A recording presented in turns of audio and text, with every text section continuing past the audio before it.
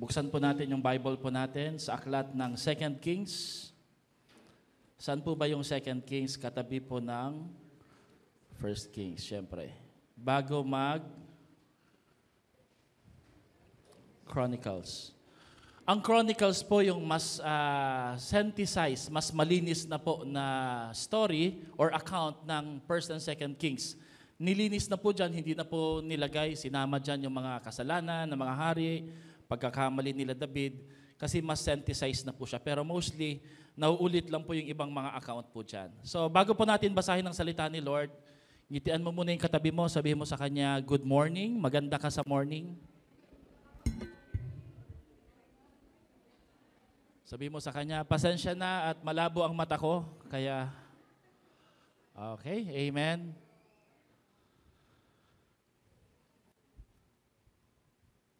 Second Kings chapter 7 verses 1 to 7 muna babasahin natin. Sabay-sabay nating basahin.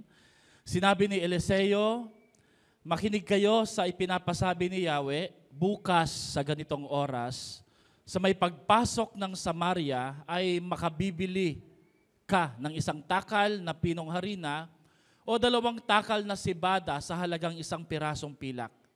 Sinabi ng opisyal sa kanang kamay ng hari, hindi magkakatotoo iyang sinasabi mo kahit buksan pa ni Yahweh ang mga bintana ng langit. May 4 na taong may sakit sa balat na parang ketong noon sa may pasukan ng lungsod. Nag-usap-usap sila, bakit nakaupo tayo rito at naghihintay na lang ng kamatayan? Verse 4, sabay-sabay. Kung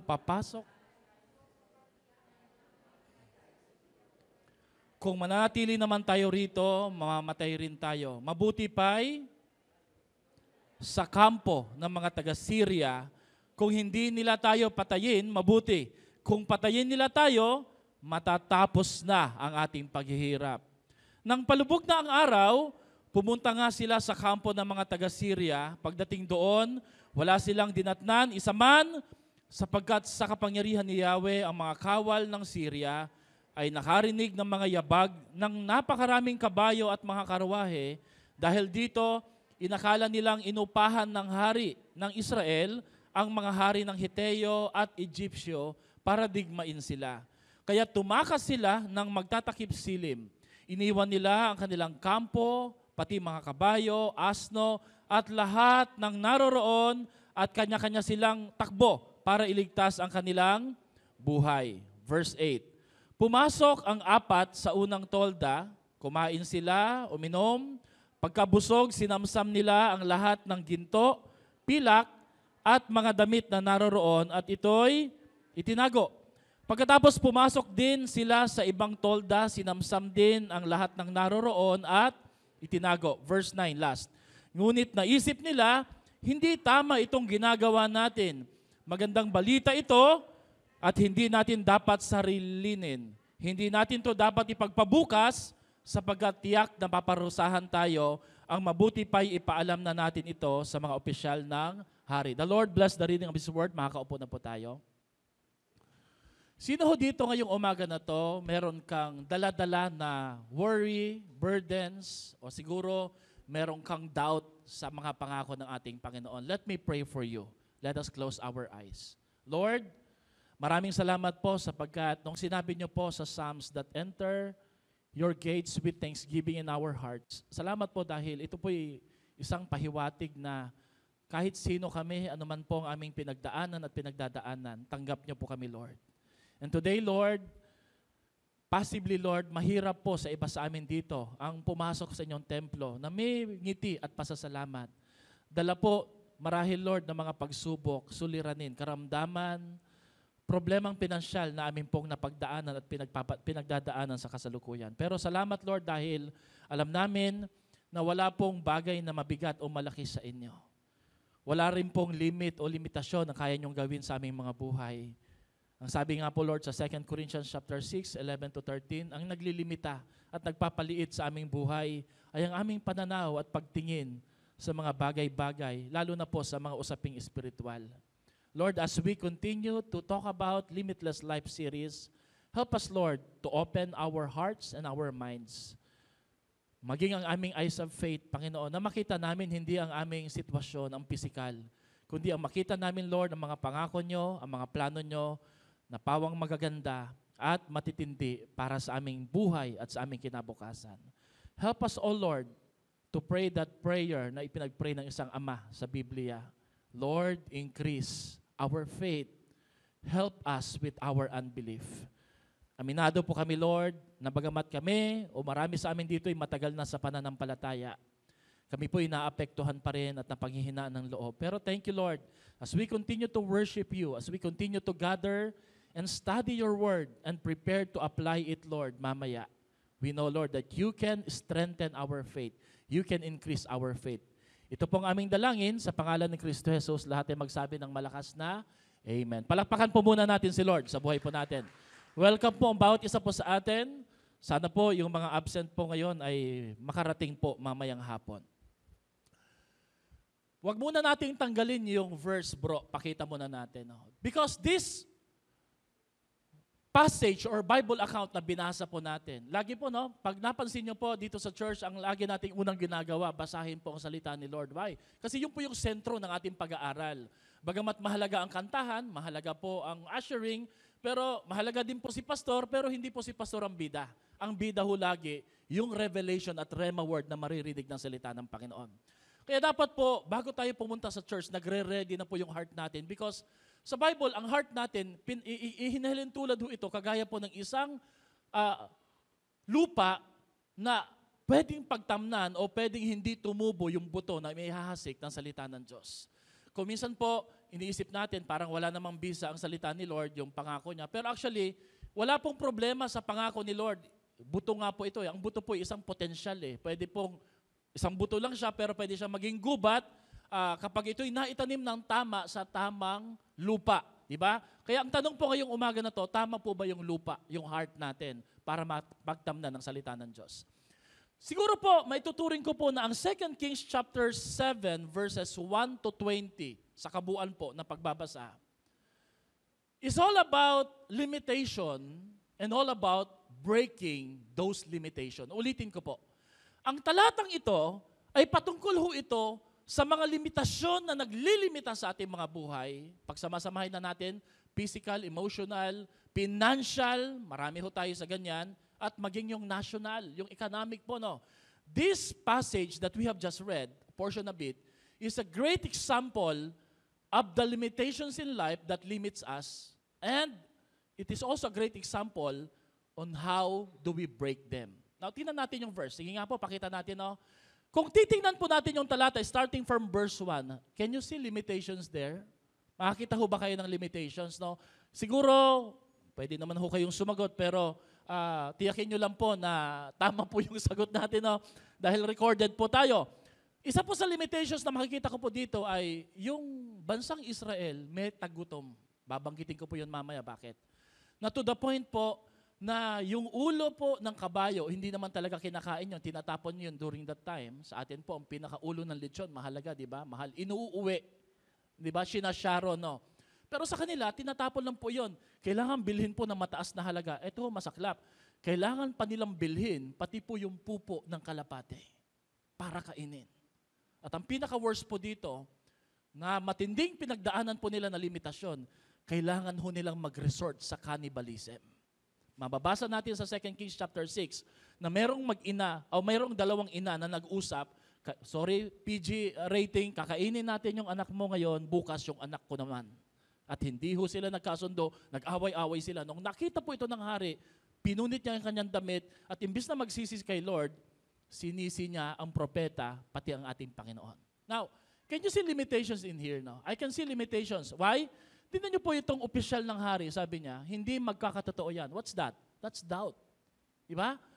Ito po ay isang pagdududa. Now, you will be amazed when we say about doubt. Kasi akala natin ang doubt, ito yung pagdududa na walang alam kay Lord. Hindi. Tingnan niyo po, very contradicting, sabi niya. Hindi magkakatotoo yung sinasabi mo na makakabili ng mura kinabukasan.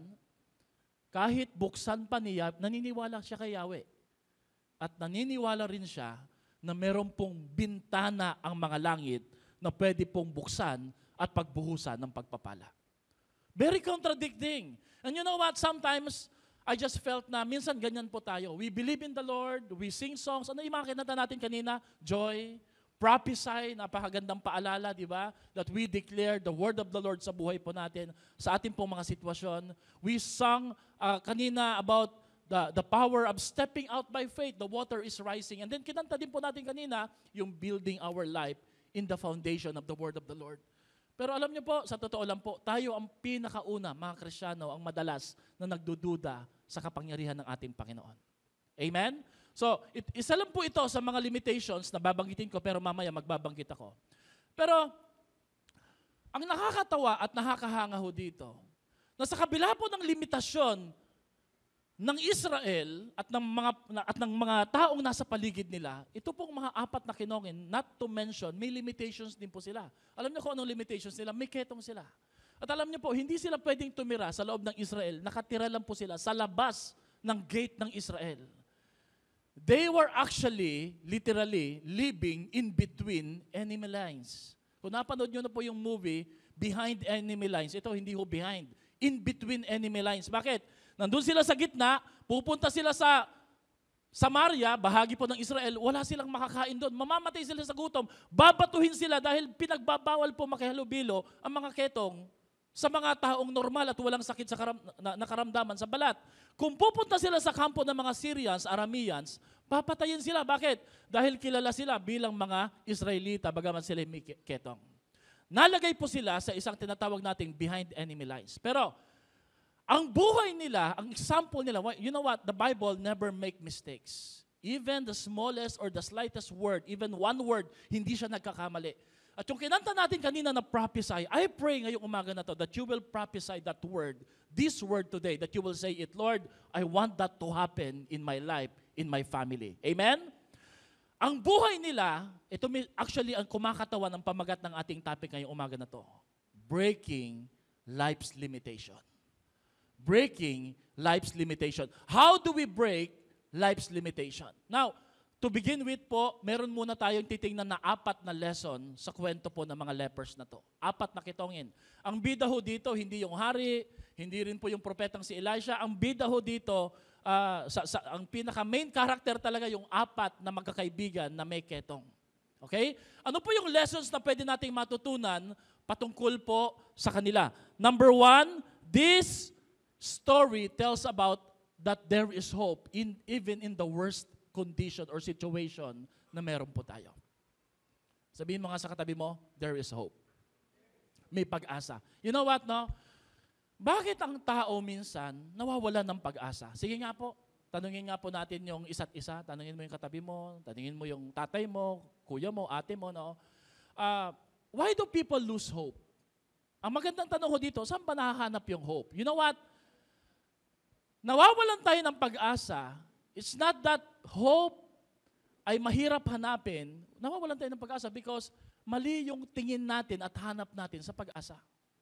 Nakatingin tayo sa sweldo, nakatingin tayo sa ekonomiya, nakatingin tayo sa tao, nakatingin tayo kung sino mahihiraman, nakatingin tayo kung sinong tutulong po sa atin. That's why we easily gave up our hope. But this story tells us kung paano ho nila nakita at paano nila pinagana at paano ho nila na-discover ang hope na meron po sa ating Panginoon. Mamaya pag-uusapan natin yan. Pangalawa, na lessons na pwede nating matutunan sa kwentong ito is, just like these 4 lepers, if God was able to bless them, the message is this: God wants to bless you and God wants you to have a breakthrough. Kung paanong pinagpala ng Diyos ang 4 na kitongin na to, na nobody, nothing, outcast, rejected, wala silang silbi, wala silang halaga na maituturing sa panahon na lang iyon. Bagamat sa Diyos meron. Kung paano sila pinagpala ng Diyos, kaya rin tayong pagpalain ng ating Panginoon. Sabihin mo nga sa katabi mo, yung kitongin nga blines ikaw pa kaya. Ready, go. Yung kitongin nga blines, okay. Amen?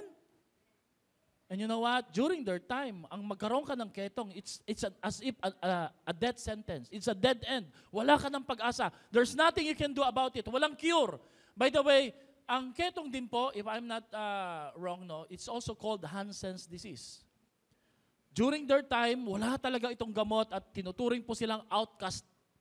Pangatlo na lesson.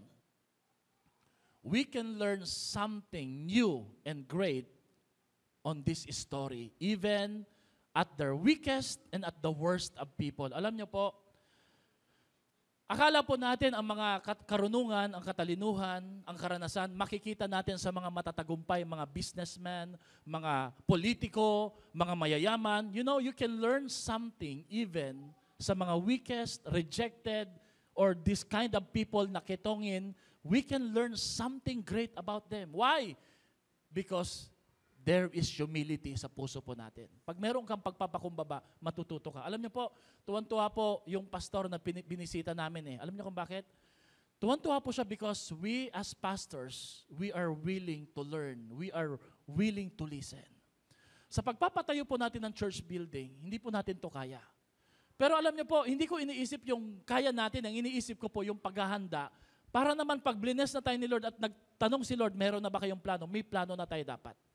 So nagtatanong kami ni Pastora, nag-iikot-ikot kami, and we're bringing our leaders and together with their members para makita nila at humanga sila at matuto silang mangarap na kung ito'y nagawa ng Diyos sa church nila, kaya rin gawin ng Panginoon ito sa ating mga buhay.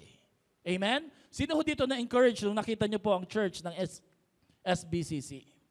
Palakpakan nga po natin ang ating Panginoon. Pang-apat at panghuli po, tandaan niyo po ito ha, pwede kang matuto sa nasa katabi mo. Pwede kang matuto sa nasa likuran mo. Hindi ka lang matututo sa mga teacher, sa mga pastor. Kahit sinong tao, basta meron kang pagpapakumbaba, handa kang makinig, pwede kang matuto. Amen? Pang-apat is God can reverse your situation.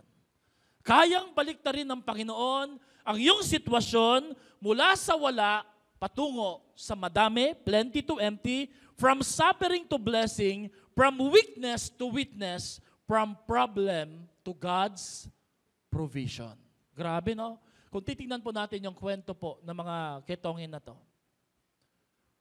Biruin niyo po, no? They become the unlikely hero. From zero to hero. Sa dinami-dami po ng gagamitin ni Lord para ipahayag at ikwento na may pagkain na, tapos na ang tagutom, tapos na ang paghihirap ng Israel. Sa dinami-dami po ng gagamitin ni Lord, hindi yung propeta. Ang ginamit po ni Lord yung 4 na kitongin. At dito rin po natin makikita na hindi natin dapat minamaliit at hindi po natin dapat tinitingnan ang ating sitwasyon at kondisyon bilang insignificant, kundi ang titingnan po natin dapat, we can never tell kung ano po ang magandang plano ng Diyos sa ating mga buhay. Amen. Now, ano po ang missing link po dito? Ano po ang isang bagay na meron sila na wala po yung mga Israel? Yung power ng pagpili o choice. The power of choice. Alam niyo ba mga kapatid, that life is all about choices, not chances. Ang buhay po hindi nagkataon. Walang mababago pag di ka nagbago pag di ka kikilos. Pag wala kang plano. Kaya nga po ang kanta kanina, the water is rising, let's step into the water because God is moving di ba? Sabi dito, only you can decide what you can become. Hindi ka pwedeng baguhin ng iba Hindi mo pwedeng antayin yung pangako. Are you waiting sa pangako ng iba? Alam niyo po, the bad thing when people promise, they always fail. Lagi pong papalya ang pangako ng tao. Kaya kung ako sa iyo, huwag kang umasa sa pangako ng tao, umasa ka sa Panginoon at magsimula kang gumawa ng isang tamang desisyon sa iyong buhay. Amen? It's time you start to decide what you can become. Kahit po sa mga oras na to, will you stay in your weakness? Or will you move and start claiming and dreaming na may magandang plano at favor si Lord sa ating buhay? Amen ba? Meron pong 3 choices sa buhay na makikita natin sa kwentong ito. Number 1, to rest and relax. Pwede kang mag-relax, mag-rest. Antayin na lang po ako, pastor. Anyway, si Lord naman po kumikilo. Pwede po yun, totoo, kumikilo si Lord. Pero most of the time, it's always partnership. May gagawin ka May bahagi tayo. Amen? Pangalawa, pwede kang mag-retreat. Ano po ba, pastor, yung retreat? Maganda po yan, pastor. Yung magsiswimming po ba yan? Hindi ho yun yung uri ng retreat na tinutukoy po natin. Ito ho yung sumusuko, umaatras. Marami ho sa atin, pag hindi na natin nakikita yung pangako ni Lord, hindi pa gumagawa ang Panginoon, tinatakpan, pinapalitan na natin, umaatras na po tayo. Pero ang maganda ho dito na choice, yung ginawa po ng mga ketongin na to, ano po yung 4 na ginawa nila? Sila'y pare-parehong nakipagsapalaran. So wag na natin patagalin. What are the 4 principles that will help us break our limitation? Sino ka man ngayon, estudyante, young professional, single parent, ikaw man po ang inaasahan ng mga kapatid mo, ikaw ay may pangarap, ikaw ay may pinagpipray, I hope this message will help you break your limitation. Amen? Taas nga po muna kamay. Sino dito gusto mong ma-break ni Lord yung mga limitation mo? Say amen. Amen. Number 1, to break limitation, dapat driven ka ng desperation. Everybody say desperate. Ang napansin ko po, hindi lahat ng tao desperate. Kaya hindi po nababago ang kanilang buhay. Pastor, ano po ba, Pastor, ang Tagalog sa desperate? Desperado. Pero meron akong sariling translation dyan eh. Ang ibig ko po sabihin ng salitang desperate is this. Yung kailangan mong mairita sa sitwasyon mo na kailangan mong baguhin yon at kumilos ka. Halimbawa, ang bihira, puro sardinas na lang yung ulam. Ano ba naman yan, di ba? Nagbabago-bago lang. Kung minsan ligo, nagiging mega. Yung iba naman, pinakamura, Youngstown. Masarap na po yan, pero pag araw-arawin mo, patay ka dyan, di ba? Kailangan mairita ka sa sitwasyon mo. You have to do something about it. Amen? Tingnan natin yung verse na to. May 4 na taong may sakit, na sila'y nakaupo sa pasukan ng lungsod. Tingnan nyo po to, nag-usap-usap sila. Grabe po, united sila, no? United in suffering, united in faith. Ano pong sinabi nila dito? Napakaganda po ng kanilang desperation praise. Ano sabi niya dito? Bakit nakaupo tayo rito at nag-aantay na lang ng... Hey, pag wala kang gagawin sa sitwasyon mo, mahuuwi lagi yan sa kamatayan. Whether it's physical death or the death of your dream or spiritual death. Pag hindi ka gumalaw, mamamatay. Mamamatay po. That's why sa church po, we continue to move on. We continue to move on kahit na may bagyo, may problema, may sakit, kahit kokonti, kahit madami, we continue to move. Why? Taas nga po kamay mga tatay dito. Pakitaas kamay, mga lalaki. Mga lalaki, kayo yung vision keeper sa church, sa bahay nyo. Dapat ang mga tatay, hindi nawawala sa kanila ang pangarap at pangitain. Dahil the moment na nawala ang pangarap sa'yo, nawawalang excitement, pati yung mga pamilya mo, pati yung anak mo, nangawalan na rin ng ganang mangarap. Grabe, naikwento ko na ba sa inyo yung kwento na to? No? Yung pag nagkwento po at nag-uusap si Jethro at Jehaya, Papa gave me this, Papa can buy me this. Sabi ko, ang laki ng tiwala ng mga anak ko na to. Bibilhan ko raw sila ng Lego, bibilhan ko raw sila ng laruan. Tingin ng tingin sa mga Lazada. Alam niyo naman, check out kami ng check out pero never po na nadi-deliver. Check out lang. Sabi ni Jehaya, kailan po darating? You know, I'm a pastor, but at the same time, I'm a father. Pag ikaw yung ama ng tahanan, pag ikaw yung tatay, ikaw yung asawa na lalaki, napakahalaga po na yung apoy, yung ningas, paggabi dapat hindi ka nakakatulog lagi ng maayos. May mga tatay po, mauuna pang naghilik eh. Di ba? Parang wala lang eh. Umuulan na, bumabagyo na. Sorry po, wala akong pinapatamaan ha. May mga tulo na, nayayanig na yung bahay. Parang wala lang pakialam. Bakit ko pa ito sinasabi? Because ang tatay, ang mga lalaki, ang vision keeper. Sa church na to, by God's grace, I am the vision keeper. Kaya hindi ako pwedeng huminto. Hindi ako pwedeng manglamya. Alam niyo kung bakit? Ang tatay pag nanglalamya pati asawa, pati ang mga anak. Nahahawaan mo. Amen ba? Ganun po kahalaga na nananatili yung apoy, yung ningas, yung pangarap at pagpupursige ng bawat ama ng mga tahanan. Pwede bang palakpakan natin yung mga ama ng tahanan? Oy, palakpakan nyo po yung nangangarap, hindi yung natutulog ha, kahit bumabagyo ha.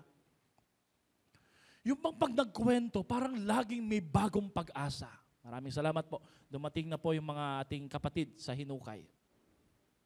Now, I believe na hindi lang po ang mga kitongin na to. Hello, are you still listening? I believe, hindi lang mga kitongin na to ang may desperation. Do you believe? Hindi lang sila may desperation. Kahit po ang buong Israel, ang hari, ang propeta, ang opisyal, ang buong Israel, lahat sila para-pareho may desperation. Amen? Do you believe? Lahat sila desperate. Sabi mo nga sa katabi mo, lahat naman tayo desperado eh. Diba, tingnan mo kung ano-anong pinapost natin sa Facebook, diba? Sobrang desperate. Diba? Anong ginagawa natin sa buhay? Hindi naman masama po yun. Kasi para ipakita lang po sa inyo, lahat tayo desperate. But the problem is this, our desperation doesn't make us to move into something. Amen? Ang desperation natin, walang usad, at kung umuusad man tayo, hindi nauuwi sa isang pag-usad na meron pong magandang kauuwian o resulta. Now, let me share to you, 3 matitinding sitwasyon na naranasan nila. Number 1, Samaria. Sinabi ko na po yan. This is considered to be a national limitation. Alam nyo, pag pandemic, pag may COVID-19, wala kang magagawa kahit may pera ka. Kahit may gusto kang puntahan. Tama? Apektado ka talaga eh. Ganun po ang nangyari sa kanila. Kahit may pera sila, hindi sila makabili. Bakit? Walang pumapasok po na traders. Pag sinabing under siege, pinalibutan po sila ng mga kalaban, ng mga Arameans, ng mga Syrians. Kaya walang nakakapasok po na traders, wala ring nakakalabas para bumili. Iyan po'y ginagamit as military tactic para hindi po makagalaw at ma-stock up sila sa loob. At at that point, mamamatay sila sa gutom, madali silang sasalakayin dahil sila po'y mahihina. Pangalawa, look at the Syrians. Talagang itong mga ketong na to, kahit saan sila tumingin, wala silang pag-asa. This is not a good option. Pag tinignan naman nila yung Syria doon sa tapat, sabi nila, baka papalapit pa lang tayo papanain na tayo, papatayin na tayo. Wala talagang pag-asa. Ang pinakamatindi ho dito, yung sarili nila. The problem of leprosy. This is a problem of, kanina, national, social, ito, personal. Grabe no, talagang ganun ang problema Sometimes when it rains, it pours. At pang-apat, yung tinatawag po nating spiritual and moral condition. Grabe po, they doubted the Lord and they resorted to cannibalism. Pag ang sitwasyon mo po hindi pa ho nauuwi para kumain ka ng kung ano-ano, hindi pa ho matindi yan. Sa kanila matindi. Bakit? Kinikailangan nilang kumain ng kapwa-tao. Sa sobrang hirap, ganun po kalala ang famine. Pag sinabi pong famine, tagutom. Ganun po kalala ang tagutom na naranasan nila na kailangan po nilang talikuran ng Diyos at kailangan nilang maghanap ng paraan at pagkakataon. Ang nakita nila, maging cannibal na lang tayo. Grabe nung nakita ng hari ito, pinunit niya ang kanyang damit at sinisi niya ang Diyos at pati ang propeta. Amen? They were all desperate, but their desperation did not lead them into something great or good decision. Hinanap ko po yung definition ng salitang desperation. Everybody say desperation. Ang desperation po, mawawalan ka ng hope, mawawalan ka ng pag-asa, mawawalan ka ng giya, pero merong isang magandang definition yung desperation.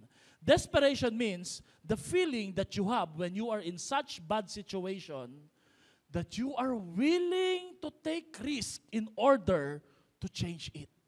Kung meron man pong isang maganda na pwedeng maidulot ang desperation, ay yung napapakilos ka, naiirita ka, at sinasabi mo, ayoko na ng ganitong klaseng buhay, ayoko na ng ganitong klaseng sitwasyon, sa tulong at sa biyaya ng Panginoon at sa desisyong gagawin ko, tiyak ako na may mababago dito. Amen? Alam nyo po, dapat po araw-araw yung buhay po natin, may nababago kahit konti man. You know, Christian life is not about perfection It's all about progression. Little progress counts. Kahit maliliit po na pag-usad, mahalaga po iyon. Ang mahalaga po, may pag-usad na nangyayari. Sabi nga po, desperate times calls for desperate measure. Kapatid, ang malungkot ho dito, desperado na yung sitwasyon mo, wala ka pang ginagawa. Amen? Wala ho akong pinapatamaan. Lahat tayo dito naroroon sa sitwasyon na desperation.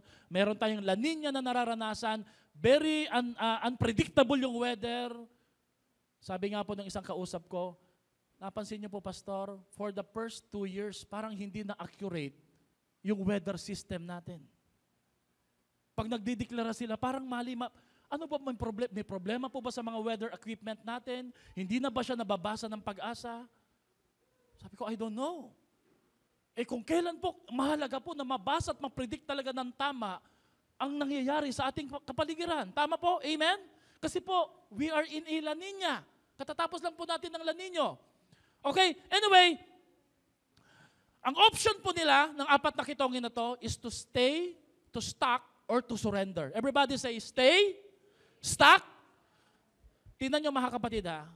Sa tatlong ito, alin dito ang better option sa tingin nyo po? Siyempre, wala kayo sa kalagayan nila, sasabihin nyo po, surrender. Pero isipin nyo po yung puso nila. When you try to understand the Bible, always remember the three worlds of the text of the Bible verse. The world of the writer, the world of the reader, yung setup nila during that time, tapos yung present world po natin. Now, sa present world po natin, sasabihin natin, surrender. Kasi iniisip mo, kay Lord naman eh. Tama po yon. Pero kung iisipin mo po yung world nila at that time, this is not the best option.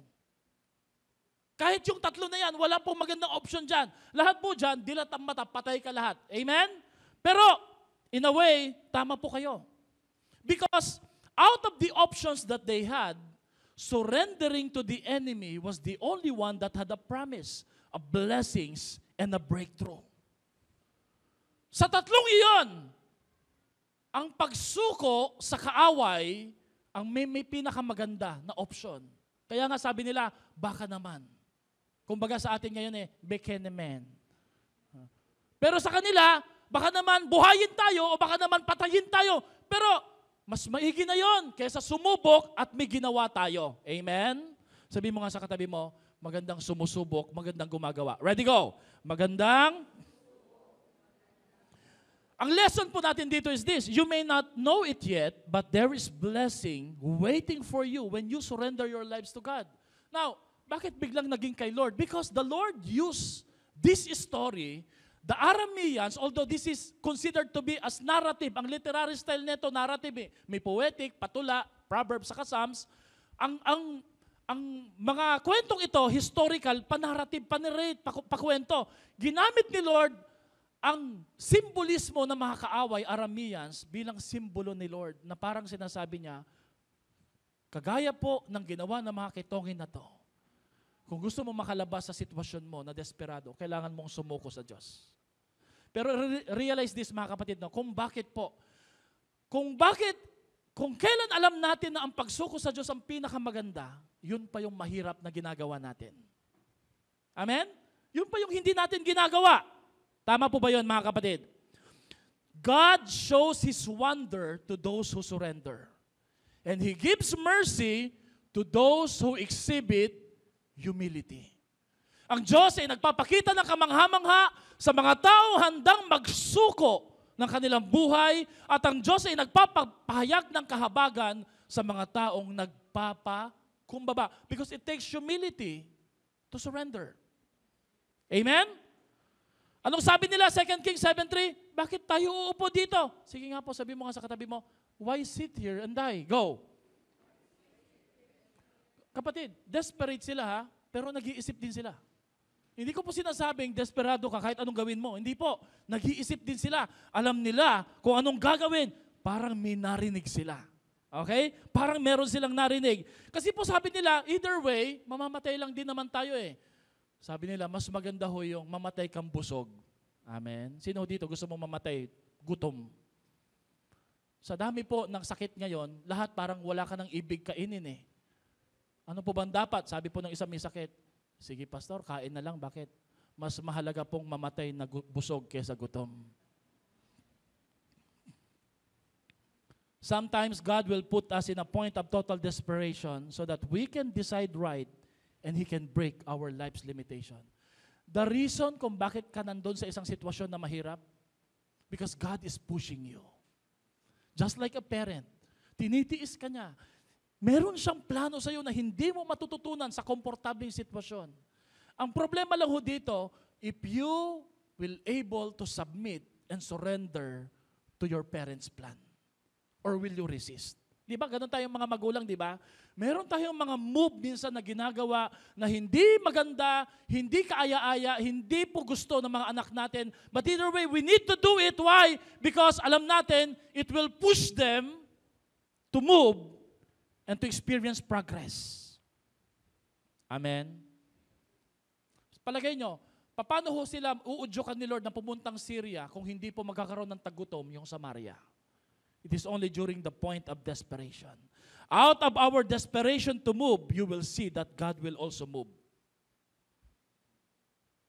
The question is, are you waiting for God to move?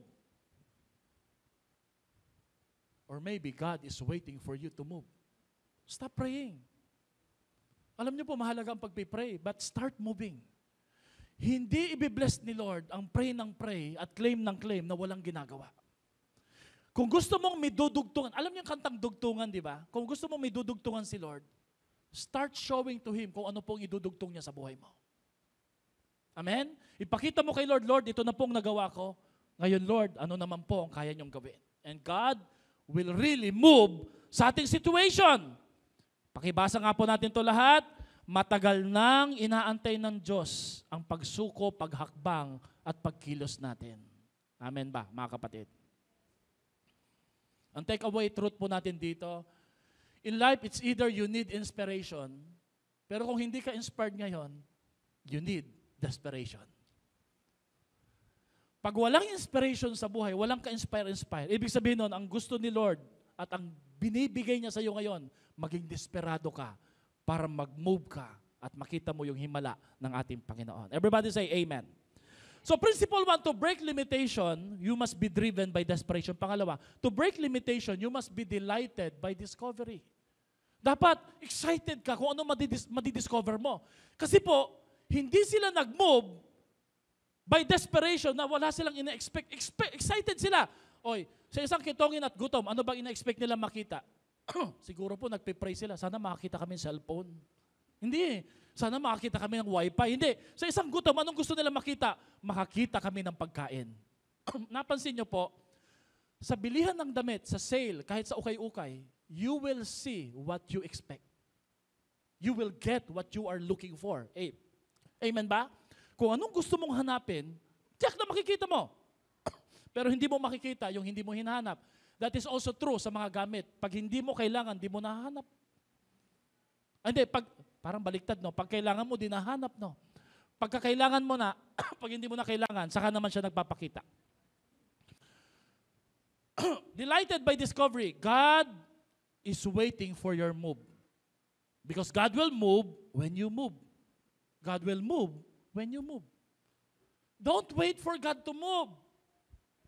Move. Because God will move. Mali po. Ang itinuro ho at ipinasak po sa isip natin na, hayaan mo, kikilos ang Diyos. Yung hugasin, kikilos si Lord. Yung bigas po, si Lord magpupuno niyan. Talaga. Ano yun, mamamalengke si Lord. Mga anak, eto na po. Hindi. Yung disciple darating, ano yung kakatok sa pinto? Ako nga po pala mga faithful, devoted, disciple, hardcore mo. Hanggang kamatayan, in Jesus' name. Hahanapin mo sila, bubuuhin mo sila, i-build mo sila. Amen? Every small and simple serendipity will lead to a big discovery. Alam niyo bang serendipity? Sino dito nakapanood ng serendipity? Patungkol sa ano yan eh, love yan eh, na movie, di ba? Mandy Moore ata ang bida niyan eh. Tama ba? Ate Jen, tama na panood yun na po. Tama edad na po tayo talaga. Tagal na po yun eh. Serendipity is looking for something. So if you're looking for something, the Bible says you will find it. Ang meaning ng serendipity is accidental and unexpected discovery and breakthrough. Just like po sa medical science sa forensic. Meron silang sinubukan, try natin ito. Mahilig kami manood ng forensic file eh. May mga forensic breakthrough silang nadidiscover. Ang dahon, ang fig tree, ang mga buto, pwede palang gamitin pang-imbestiga to find who the killer is. Grabe, may mga medical breakthrough po at forensic breakthrough kung tayo po ay magsusumikap. Luke 19:26 says, risk your life and get more than you have ever dreamed of. Play it safe and end up holding the bag. Sige ka, mag-play safe ka lang. Mauuwi na ang hawak mo, bag na walang laman.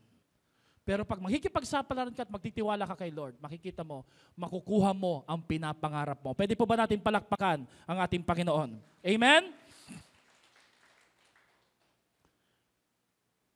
You would think na, kasi pastor, ang faith ata pastor talaga is being sure of what you believe for. May tanong po ako sa inyo, sure po ba sila na talagang sa Syria may pagkain? Sure ba sila na pagdating nila sa Syria, di sila papatayin? Sure po ba sila? No, hindi sila sure.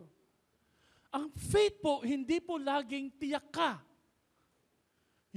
Faith is not being sure of the what, but faith is being sure of the who. Hindi mo alam kung anong mangyayari, anong galaw ng Lord, pero dahil kilala mo si Lord, that is more than enough to trust Him sa buhay po natin. So, let me just correct now. We don't move because we're sure. We don't move kasi po may assurance tayo. Hindi tayo nagsasabing, papatayo tayo ng building, may pera. Wala kang pera eh. Sure po tayo dahil kikilos ang Diyos pag kikilos po tayo. Amen? So ano pong magandang prayer? May nilagay pa akong prayer dito eh. Lord, none of this option looks great. Maybe this is you. Ikaw ito. Lord, none of these options look great, but I will step out in faith and you with this situation. Tinagalog ko yan, Lord, hindi ko man alam, hindi man maganda ang aking kalagayan, sabay-sabay tayo, pipiliin ko pa ding magtiwala sa iyo kailanman. Grabe no, the Lord never disappoint those who expect something great from Him. Together with works, together with pagkilos, desperation, makikita mo, kikilos ang Diyos. Amen? Take away truth natin. Don't let your circumstances hold you back from taking a step of faith. Huwag mong payagan yung sitwasyon mo. May challenge pa ako sa inyo, ganito na. Gusto mo bang mabago yung sitwasyon mo ngayon? Huwag kang mag-dwell dyan. Meron akong secret na ituturo sa inyo. Gusto niyo po bang malaman? Secret. Alam niyo secret ko? Pag may problema, ang ginagawa ko po yung kabaliktaran sa problema. Pag may sitwasyon na wala, ang gagawin ko po, yung parang meron ka. Kasi pag nag-dwell ka sa isang sitwasyon, ano pong ginagawa ng problema sa'yo? Tatanggalan ka ng pag-asa, madidesperate ka, hihiwalay ka, i-isolate mo yung sarili mo, pupunta ka sa mga tao, and you know what? You will always find people that you're looking at. The discouraged, those who want you to become weak. Pero bibihira po ang tao na pag siya po ay walang-wala, walang pera, pupuntahan po yung mga lugar na may atmosphere ng faith. May pag-asa, may pananampalataya. May encourage siya. Mapapansin mo, parang hindi mo ramdam na wala ka eh. Bakit? Nandun ka sa atmosphere na ang paniniwala ng mga taong doon, meron darating na pagpapala sa buhay mo. Amen? Pwede po ba nating palakpakan at papurihan ang ating buhay na Panginoon? Pangatlo, to break limitation, be dedicated to your Christian duty. Grabe. Napansin niyo po, puros the, saka the. No? Para madaling matandaan. I hope natatandaan niyo po, no? Driven by desperation, ano po yung una? Delighted by discovery. Pangatlo, dedicated sa ating Christian duty. Ang sabi po ng mga kitongin, verse 8, pumasok ang 4 sa unang tolda. Wala na palang tao, wala nang kalaban. Natakot sila sa isang panaginip. Grabe si Lord, nagbibigay ng panaginip sa righteous, pati sa evil. Piniprepare ng Panginoon. Tandaan nyo ito mga kapatid, yung mga taong kinakatakutan mo, tandaan nyo po, takot na sila, ikaw na lang ang hindi pa gumagawa. Takot sila, pero ikaw, takot ka sa kanila. Pero what if mas takot sila kaysa sa'yo? Kasi nga po, akala nila nagsama-sama ng puwersa ang mga magkakatabing bansa para labanan sila. Kaya nagsitakbuhan sila. Naiwan po yung tolda na punong-puno ng ginto, pilak at mga pagkain. Sabi dito, pumasok ang 4 sa unang tolda, kumain sila at uminom. Pagkabusog, nag-toothpick sila. Hindi, wala pong sinabi doon. Pagkabusog, sinamsam nila ang lahat ng ginto, pilak at unisilver at mga damit na naroon at ito itinago. Pagkatapos pumasok din sila sa ibang tolda, sinamsam ulit. Ang dami pong pupuntahan. But look at this mga kapatid, no? May tanong po ako sa inyo. Pag ikaw blines ni Lord, anong una mong gagawin? Pag ikaw pinagyaman ni Lord, pag ikaw sumikat na vlogger, talagang dumami ka ng follower, anong una mong gagawin? Tingnan niyo pong ginawa ng mga kitongin na to. Ngunit, naisip nila, I think they are Christian eh. Hindi tama itong ginagawa natin. Ano pong hindi tama doon? Kumain kayo, blines kayo ni Lord. Ano pong hindi tama doon? Listen, magandang balita ito at hindi natin to dapat sarilinin. Hindi natin ito dapat ipagpabukas sapagkat tsak na papaparusahan tayo Ang mabuti pa'y ipaalam natin ito sa opisyal ng hari. Wow! Wow! Sa mga panahon na blessed na sila, ano po bang pakin nila doon sa mga tao na nagpalaya sa kanila eh? They don't owe them. Pero mga kapatid, namutawi sa kanilang puso ang prinsipyo that when blessing comes, share it. Sige nga, sabihin mo nga sa katabi mo, when blessing comes, share it. O di ba, yung kaibigan mo, pag kumakain ng burger na masarap yan, nagtatago yan, di ba? Pag nagdi-DQ na yan, di ba? Hindi. Kapag may pagpapala, ibahagi sa iba. Grabe po no. Maituturing ko po na ang mga kitongin na to'y umangat na sa kanilang sitwasyon from survival to successful. Amen? Nakita niyo po yung nagawa ng desperation from survival. Wag po tayong, alam mo pastor, kumusta ka na? Ito, nakakaraos. Wag mo ganun. Yung nakakaraos, di ba? Kailangan po, kung gusto mo magkaroon ng boses, you need to go to the next level from survival to successful. Pero hindi po yun yung last. Dahil ayaw ng Diyos na ikaw ay matagumpay lamang, nais ng Diyos na ikaw ay maging tapat. God wants you to become faithful, not just successful. Malinaw po sa kwentong ito na ayaw ng Diyos na tayo po'y masaya lang na pinagpala tayo. Ang gusto po ni Lord na hanapin sa atin, katapatan sa Kanya. Sino bang nagbigay ng meron tayo ngayon? Si Lord. Amen? Sige ka, baka kuhanin ng Panginoon yan. Sa isang pitik po ni Lord, kaya pong kunin ni Lord yan. Pero sa isang pitik at kumpas din ng Panginoon, kaya niyang doblehin at damihan pa yung meron ka. Amen? Pakisabi nga sa katabi mo, maging matapat, hindi maging matagumpay. Ready, go. Maging matapat. Bakit maraming tao hindi nag-share ng gospel? Tingnan po natin yung kwento ng kitongin ha. They could have used this as an excuse. Number one, pain. Sinaktan po ako yung mga to eh.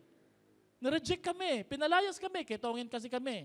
Pangalawa, problem, may ketong kami. Bakit namin uunahin ang pagmamalasakit sa ibang mga tao? Pangatlo, prosperity, blessed na kami ni Lord.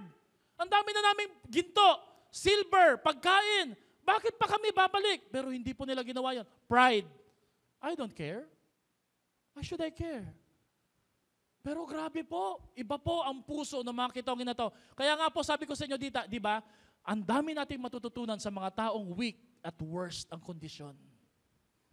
At ito nga po yung kwento ng mga apat na kitongin na to. Why did the poor leper share the good news? Did you know that good news means euangeliyo or evangelism? May magandang nangyari. Dapat mong ibahagi. Una, because for them, it's the right thing to do. You know what? Sharing the gospel is the right thing to do. Inviting people to go to church, bringing your family kay Lord, yun yung tama. Hindi sinasarili. Di ba? Pangalawa, it's the good news. Pangatlo, it is our accountability to God and to people. At pang-apat, it is urgent. Sabi ho nila, pag hindi po natin to ginawa, paparusahan tayo ng Diyos. I wonder, there are certain disciplines na pwede tayong matanggap as a Christian if we are disobeying the Lord. Pwede mong isipin, Pastor, nagawa ko na to, nagawa ko na yon. You know what? Ang pagsunod kay Lord, hindi po yung pinipili mo at minamarkahan mo lagi. Ano yan, task o duty? Obedience is not a task or duty that you check. Obedience is wholehearted. When you say you want to obey the Lord, it's wholehearted. Kahit mahirap, even it's uncomfortable, even if you don't know God yet, you still obey kahit mahirap ang kalalagyan mo. Amen ba? When God blesses you, it will completely change you. God's blessings should lead to caring and sharing. Grabe. Question, ba't di pa tayo binibless ni Lord? Maraming dahilan, pero isa sa dahilan, baka alam ni Lord, hindi mauuwi sa caring at sharing yung blessing na bigay sa atin ng Panginoon. Patunayan natin sa Lord. You know, faith is all about telling God, Lord, I can be trusted. Pwede mo kong pagkatiwalaan, Panginoon. At gawin mo nga nawa yan sa buhay ko. Amen? Bago tayo pumunta sa pangatlo, pang-apat pala, sa dalawang bagay, lagi kang makikilala. Sa panahon na wala ka, malalaman, nandiyan ba yan? Ang uri ng iyong pasensya at pananampalataya nung wala ka pa. Totoo po ba yan? Makikilala ka sa panahon na wala ka, ayon sa uri ng iyong pasensya at pananampalataya. Ito po nakakatuwa. Makikilala ka sa panahon na meron ka sa uri ng iyong ugali at malasakit, ngayong meron ka na. So, saan ho tayo nakikilala sa dalawang bagay na ito? Pang-apat at panghuli, don't be discouraged by doubt. To break limitation, don't be discouraged by doubt. Pumunta na po sila sa hari, verse 10. Alam niyo po, akala niyo po naniwala sila. Anyway, they're just lepers. Mga kitongin lang sila, ba't sila maniniwala? Alam niyo, sabi ng hari, hindi, nililinlang lang tayo ng mga Syrians. Nagkukunwari sila na wala doon, para pagpunta natin doon, it's a trap, it's an ambush.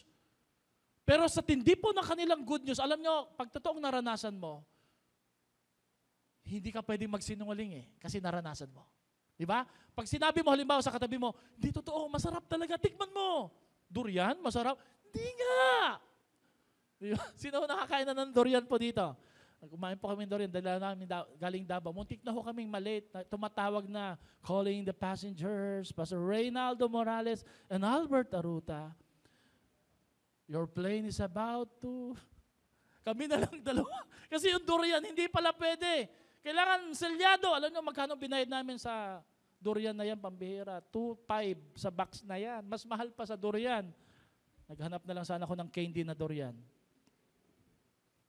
Sabi po ng opisyal, sabi ng hari, papuntahin mo doon para malaman mo, silipin mo.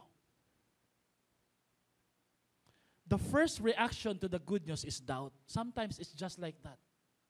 They doubted the good news set before them. Pero mga kapatid, don't expect everyone to believe. Still share the good news or the gospel. Fulfill your Christian duty. Kahit mahirap. Sino ko dito nawawalan ka na ng pag-asa? Para, pastor, parang walang naniniwala Alam niyo, ito pa, no? Minsan, gusto natin mag-share pag matindi na tayo. Saka na po, pastor, pag yumaman na ako, pag blessed na ako. No. It's not about you. It's not about your condition or your situation. It's all about the power of the Lord. Even at your weakest moment, God can use you to share the gospel. Look at these lepers. Leprosy sila. May mga bling-bling lang sila, pero kitongin pa rin, di ba? Hey! There's food in there. Sabi po ng hari, what? Mga kitongin kayo, hindi sila naniwala, pero ibinahagi pa rin po nila yon dapat. Yung hindi naniwala na opisyal, yung nagsabi kay Elisha, kahit buksan pang durangawan ng langit, hindi mangyayari yan. Alam nyo nangyari? Namatay po siya sa stampede. Ang unang stampede hindi nangyari sa ultra, sa Wawawin. Ang unang stampede nangyari dito sa Bible. Okay? So choose your own stampede. Let's look at this now. Ang unang stampede po is the sudden blessings from God. Gusto ko yung stampede na yan. Do you also want it? Amen? Ang pangalawang stampede, sudden panic of people. Pero ang pangatlong stampede, sudden death of the official. Pag hindi ka naniwala, there's always a price to pay sa ating doubt at unbelief. May kapalit, may presyo, may presyong babayaran ka for not believing God sa kanyang mga pangako sa ating mga buhay. Takeaway truth natin, people may not believe God's word, but it will surely come to pass. It will happen just as God says it will by this time tomorrow. Now, I want you to claim it, mga kapatid. Can you raise your hand? Sabihin mo nga, alam nyo sa Tagalog ng by this time tomorrow? Bukas makalawa. Taas natin ang kamay natin. Sabihin mo, bukas makalawa, may pagpapala. Para namang nagre-recite lang Taas yun naman na maayos, di ba? Taas natin, sabihin mo, bukas makalawa, may pagpapala. Okay, I want you to say whatever you want to ask from the Lord. No? Taas natin kamay natin. Ready, go! Bukas makalawa, may, ano ba yon? Healing kay Ate Jen. Amen. Naalala ko po yung nandun sa Canada. Sabi ni Pastor, dahil sumunod ka kay Lord, pagpapalain ka, sabi niya, may snow, kanina pa ako nagpapala dito Hindi po ganung uring pagpapala ang tinutukoy po natin. Pagpapala na rumaragasa sa ating mga buhay. Amen?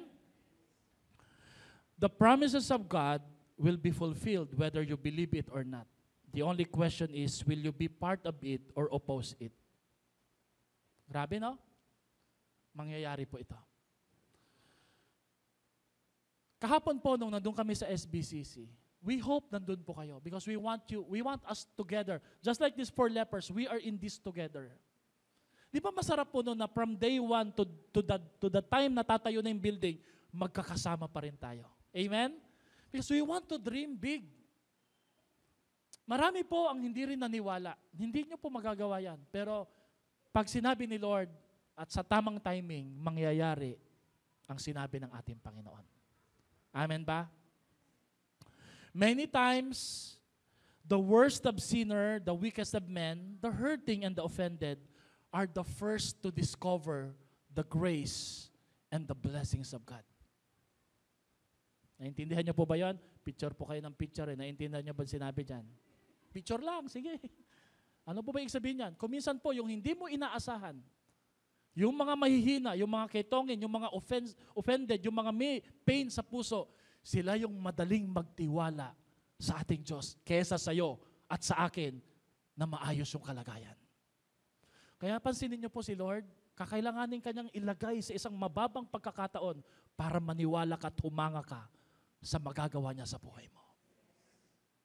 Sino dito gustong gawin ni Lord yun sa kanya? Ba, mababait ha? Masunurin. Mag-ready na po kayo. May desperation, pero in every desperation, meron pong stampede of God's blessing sa buhay po natin. Palakpakan natin si Lord sa buhay po natin. God's promises may seem too good to be true.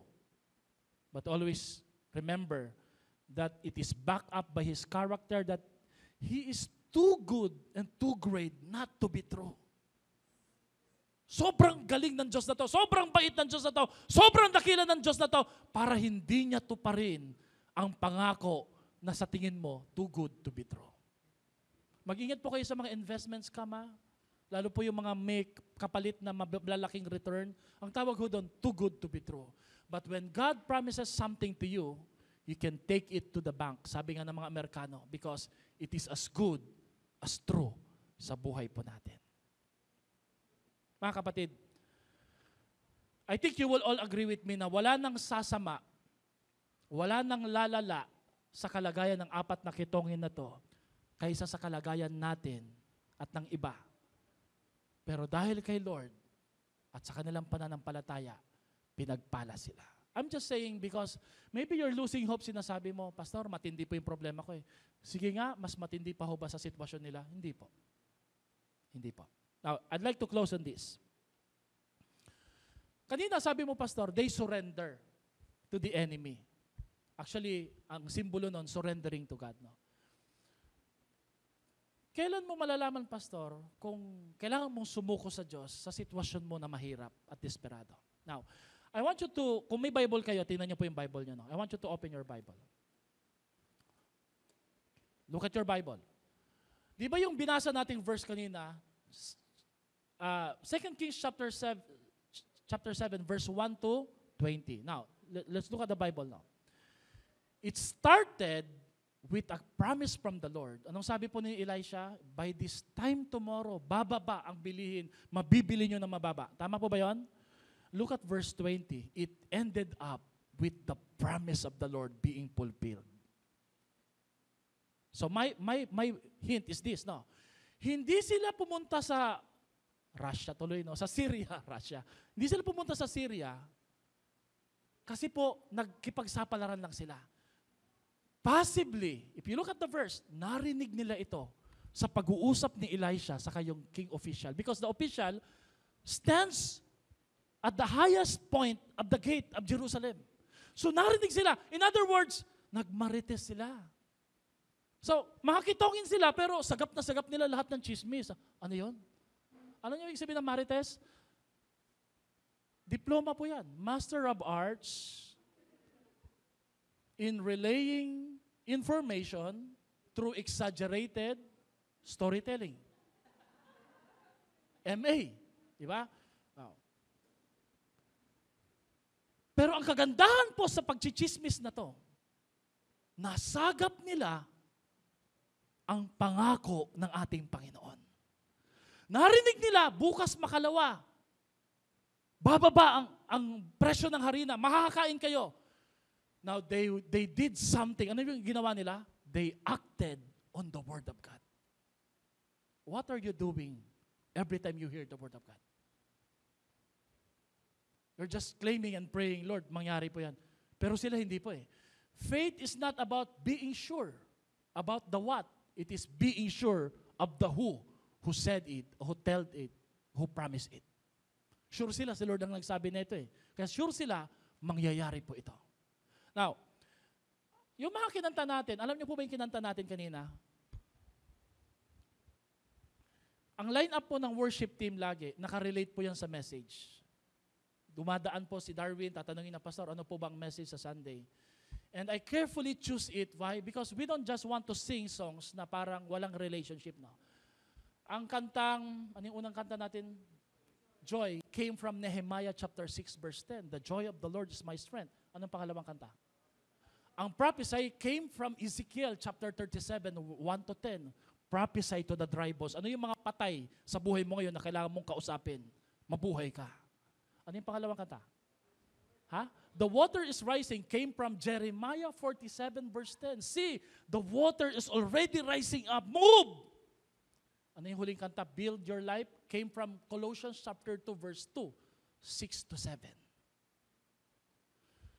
We don't want you to be late when there's worship time. Kasi sa worship pa lang, nangungusap na ang salita ng Diyos. Sabi mo nga sa katabi mo, aray. Sino ho dito, honor ka sa late? First honor. We don't want you to late. Bye. Ang kabuang service, hindi yung message lang. Ang kabuang service, yung pinakauna. You know anong ginagawa ng kanta? It prepares you from hearing the Word of God. Tinatagtag niya yung doubt na hindi mo kayang gawin. Walang ayna na pwedeng makapagtagtag niyan. Habang nagpupuri, Pastor, I don't feel like worshiping. Okay lang po yun because when you hear the Word of God, it changes you from the inside. Amen? May challenge sa inyo, no? Pag Sunday, do your best para kay Lord. Amen? Sige po, tayo po'y tumayo. Let's all stand po. At pwede ba natin palakpakan ang Lord sa ating mga buhay? Come on, let's give God our big clap offering. May tanong po ako sa inyo ngayon. Okay, kayo po ang pagbibigyan ko ng application. What is the best response for this message sa apat na kanta na yon? Sige nga. Joy, prophesy, build your life, or the water is rising. Lalo na po doon, yung mga nakauna na po doon. Okay. O kahit alin pong sabihin ko, wala ho kayong pipiliin. I think, let's give it to the worship team kung ano po ang pinaparamdam at pinapakausap ng Diyos sa kanila. Let's close our eyes, mga kapatid. Kapatid, habang nakayuko ka, let me remind you, you are not finished when you have a problem. You are not finished when you failed. You are finished when you give up and when you don't trust the Lord. Hindi pa tapos ang Diyos sa buhay mo. Hanggat may pananampalataya ka, hanggat meron kang prayer at obedience na natitira sa puso mo, kikilos ang Diyos at gagamitin ka ng ating Panginoon. Sino ho dito ngayong umaga na to? You want to recover that dream, that passion sa puso mo? Can you raise your hand? If you want to be prayed for, Lord, increase my faith, Lord. Help me with my unbelief. You can raise your hand.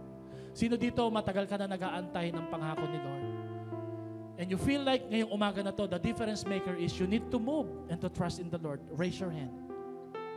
Panginoon, you are waiting for our move. You are waiting for our obedience. You are waiting for our faith. Because Lord, the blessings is already prepared beforehand. Nakahanda na po ang pagpapala. Binabago, inaayos nyo po at hinahanda nyo po ang aming mga puso. So today, Lord, by faith and by obedience, through obedience, we will step into the water of your goodness, mercy, love, favor, and breakthrough sa aming mga buhay. Lord, I see people being healed right now. I see people being blessed right now. Yung mga walang trabaho, bibigyan niyo po ng trabaho. Yung mga nagpipray ng promotion, you will prepare the seat or the position that will honor and glorify you, Lord. Lord, I see family being restored. I see conflict. I see forgiveness, Lord, in the midst of conflict. In Jesus' name. And I see renewal and revival sa aming nation. Salamat po, Lord. I see provision sa aming kakulangan. I see plenty in our empty. Purihin ka, Panginoon. We will move because you are waiting for our move. In Jesus' name we pray. Lahat ay magsabi ng malakas na Amen. Amen. Come on, palakpakan natin si Lord. Let's sing the song. Water is rising, the water is rising, and I'm stepping into my healing. Ever increasing, it's ever increasing, so I'm pressing in. God is moving, The water is moving. rising. Water is rising, the water is rising, and I'm stepping into my healing. Ever increasing, it's ever increasing, so I'm pressing in. God is moving, moving. Water is rising, the water is rising, and I'm stepping on my ever increasing, it's ever increasing, so I'm pressing in. God is moving, moving, moving. Our God is moving, He's moving. Our Thank you, God Lord. You're is amazing. Our healing. life and our family. You can step into the waters and be saved. There's a miracle for all who will believe. Come on, you sing. Our God is moving. Our God is healing. You can step into the waters and be saved. There's a miracle for all who will believe. God is moving. God is moving. God is moving. God is moving.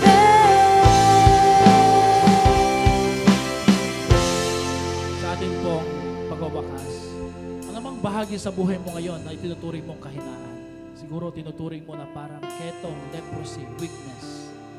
I want you to touch that with your hand and we will pray for that. Huwag mong tanggapin na ang kahinaan mo, ang limitasyon ng buhay mo. Whatever is that, no? Maybe mahiyain ka, siguro mababang confidence mo, maybe sa family situation or background mo. Huwag nating payagan ang kaaway. Kagaya po ng mga kitongin na to, huwag mong i-claim na hanggang dyan ka na lang. Amen? Because God can break that limitation. Tama po ba yun? So I want you to touch that kind of part of your body na sa tingin mo mahina ka. Siguro meron kang heart disease, diabetic, or financial problem, meron kang worry sa isip mo, iniisip mo, Lord, ano po mangyari sa araw ng bukas? I want you to claim that promise from the Lord. Na kayang gawin ni Lord ang mga bagay, higit pa sa kaya nating isipin at hilingin. So as you touch that, let me pray for you, Lord. I'm praying that with the touch of faith, Lord, you are touching our weaknesses. At sa biyaya at grasya ng aming Diyos, you can turn our weakness into witness. Gagamitin niyo po kami kagaya po ng mga kitongin na to para ipagpatotoo ang kadakilaan, ang pagpapagaling at restoration ng aming Panginoon sa aming mga buhay. Lord, kahit yung aming nakaraan, marami ho sa amin, Lord. Ang buhay po namin, Lord, ay marami pong kapalpakan, kahinaan, kasalanan. Pero salamat po, Lord, dahil pinatawad niyo na po ang mga iyon sa krus ng Kalbaryo. Even, Lord, as we come to you in repentance daily, acknowledging that you are our Lord and Savior. So we surrender everything to you, Lord, all our weaknesses. Make us your witness, O Lord. Kung meron kayong katabing ama ng tahanan o mga lalaki, paki-extend lang po yung kamay natin. We're going to pray for them. And mamaya po, after the service, I'd like to talk to all the men, mga tatay. Gusto ko po silang kausapin mamaya dito sa church. We're going to talk about very important thing, no? So magpaiwan po sana kayo. Let's extend our hands sa ating mga daddy, papa, tatay, mga kuya niyo po. Lord, I pray that every man here in your house, you will help them. You will help us recover our vision. You will help us recover our zeal and passion to serve you.